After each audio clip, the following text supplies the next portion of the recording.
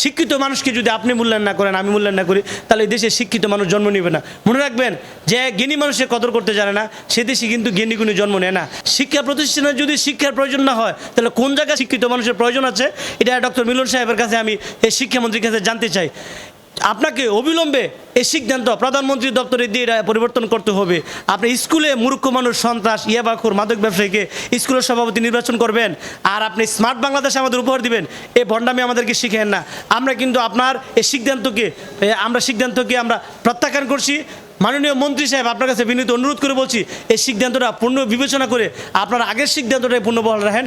শিক্ষিত মানুষকে যদি আপনি মূল্যায়ন না করেন, আমি মূল্যায়ন না করি, তাহলে এই দেশে শিক্ষিত মানুষ জন্ম নেবে না। মনে রাখবেন, যে জ্ঞানী মানুষের কদর করতে জানে না, সে দেশে কিন্তু জ্ঞানী গুণী জন্ম নেয় না। আজকে বাংলাদেশ থেকে শিক্ষিত জ্ঞানী গুণীরা পাচার হয়ে যাচ্ছে কেন? জ্ঞানী লোক পাচার হয়ে যাচ্ছে কেন? কারণ এই দেশে জ্ঞানী লোকের কদর নাই। তাহলে যেই দেশে জ্ঞানী লোকের কদর আছে, জ্ঞানী লোকরা কিন্তু ওই দেশেই যেতে চায়। কাজেই আমরা জ্ঞানী মানুষদেরকে কদর করব। আজকে আপনি ডক্টর মিলন সাহেব, আপনি শিক্ষিত হওয়ার কারণে কিন্তু আপনি মূল্যায়ন পেয়েছেন।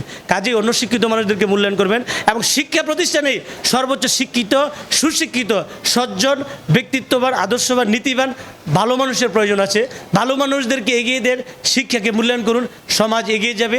এবং আপনার এই বর্তমান নতুন স্মার্ট সরকারকেও মানুষ ধন্যবাদ এবং সাধুবাদ জানাবে।